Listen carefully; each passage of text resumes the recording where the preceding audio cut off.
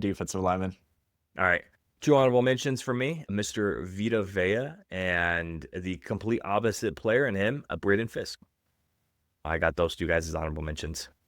I just went with Vita. Yeah.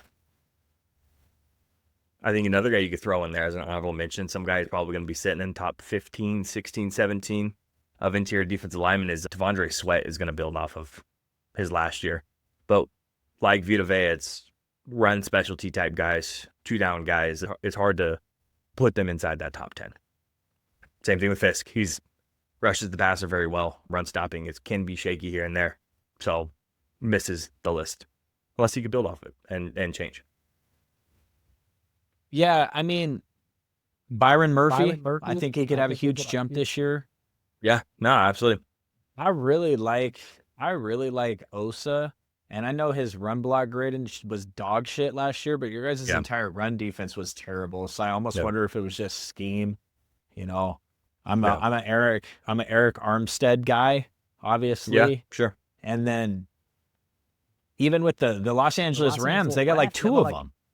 You know, they got Kobe and they got Poona Ford. Those guys are both there. This was like super interesting just to go down this road because I think like defensive tackles are just so scheme dependent sometimes that it really just depends. But I had Vita Vea at number 11, so I agree there. So do you want to go one by one on these, or do you want to go 10, 9, 8? How do you want to do it? Yeah, we can go. I think these are interesting enough to go by one.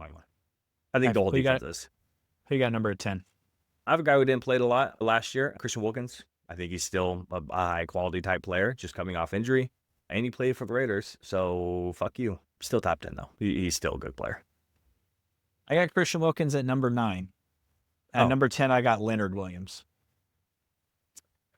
I have Leonard Williams on the list. He's just higher. Okay. Do you have 2 Williams on the list? Well, yeah. Hello. Okay. Big Q, bro. What are we talking about? At number 9, I have Jeffrey Simmons. Kind of gets overshadowed by the fact that team is fucking atrocious. And a lot of the team is filled up with names, right? Names that should be good that aren't good. So I think sometimes he gets piled into some of that. There should be a guy who should be in the top 10, but he's not. I think he definitely is. He affects all facets of the game. He has for years now, and he's going to continue on doing that. So I got an interesting one for you. I know you think this team's going to win like 13 games this year. So at number 8, I have Derrick Brown. Derrick Brown is definitely on my list, 100%. Okay, I mean he played like fucking 4 snaps last year, but I don't care. I love Derrick Brown. That's a dog. That's a dog, man. I'm still living off his 2023 stats, man. I'm living off that shit. Yeah, and if he can get back to that form, even where I have him, I think is basement. He was like the best defensive tackle in the league in 2023. So I'm with you. That's why he's here. Yeah, absolutely. And a meniscus injury is not an ACL tear. It's not an Achilles. It's nothing like that. It's not. And it happened really early snapping your fibula.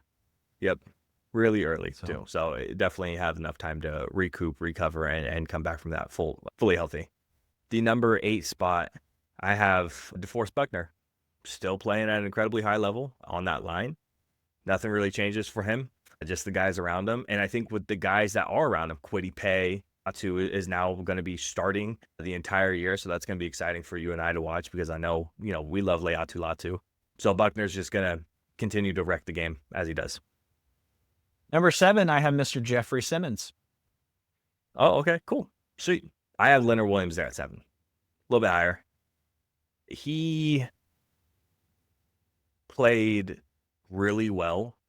I think Leonard Williams has kind of been a little bit all over the place for his career here and there, but I think he was able to be solidified a little bit more the past couple of years, especially with last year, the career highs in a lot of different areas, whether that's pressures, whether that's stops, whether that's PFF grades. So for me, the number 7 spot, just building off of that, continuing in with that same head coach, I think it just makes it comfortable. I think he's just going to continue. Yeah, the only thing with Leonard Williams, why I put him at 10, was just some coaching stuff, and just the Seahawks are kind of a little bit of question marks all over the place. Yeah. Sure. Yeah, no, absolutely. I totally get that. So 6? DeForest Buckner. Okay. He was back to top 10 last year. Yeah. And he's just been good his entire career. Yep. And obviously the 49ers drafted him, so I got a little bit of a soft spot there. This is the other Williams, Quinnen Williams at this point. As good as Quinnen Williams is, I think that the guys in front of him are just that good. Interior defensive linemen for those like top 6 guys are pretty solidified. They're very good. They're so solid. You know, it seems like with a lot of the interior defensive linemen too, there's some of them are up there in age or they're getting there, and they're just still performing at a high level. And it's like, how do you drop them out? Even though they're 35, 36 years old, you can't drop them out in those top 5 yet. That being said, number 5, I have Cam Hayward. Me too. Okay, cool. Yeah. Like we said, there's another one of those guys. Steeler fans love their guys. Hayward's one of their guys. He's a longtime Steeler now, obviously, and he's getting up there in age, but he was ranked, 1 or 2 in grade for interior defensive lineman. He played incredible the entire season, and he has for years now. And it feels like he's continuing to get better because he always felt good. Now, the past couple of years, he feels elite, like solidified elite level interior defensive lineman. So, yeah, 5 feels comfortable for me. He also had the best pass rush grade of his entire career last year. So it's not like he's fallen off. Crazy. He just had the best season of his career when it comes to pass rush. Yeah. At number 4, I have Big Q. So Okay. we were two spots off on that. Man, you really love you some Derrick Brown. I love me some Derrick Brown, but this is where it stops. Derrick Brown was so good in 2023. He was, like you already brought up, he was comfortably the best interior defensive lineman that year. His pressure rate was off the fucking charts, and he didn't play, barely any 60 snaps in the league, something like that last year. So it wasn't much. I'm hoping that he gets back to that 2023 point. That's the main thing, but I think he can. You know, you already brought it up that, you know, it was early, not only that, but it was also just a meniscus. So shouldn't be anything super duper crazy. So this is interesting because I thought my number 3 was going to be a lot higher than yours on this list. But who do you got at number 3? Mr. Carter. Mm. I knew I was going. Oh, we got 1, 2, 3 the same. Maybe. Bro, don't do something stupid. Who you got at number 1? It's Chris Jones. All right, good. Chris Jones, D-Law, and Jalen Carter to round that out. Yep. Big, sexy Dexter Lawrence at that 2. For the first, 6, 7 weeks of the season, he was the best defensive lineman, and he looked like he was actually running for a defensive player of the year. He was competing. But then he slowed down a little bit, and then Chris Jones kicks it up, and Chris Jones does Chris Jones things, and he's the best interior defensive lineman, 4 years in a row now? 5 years in a row now? More than that?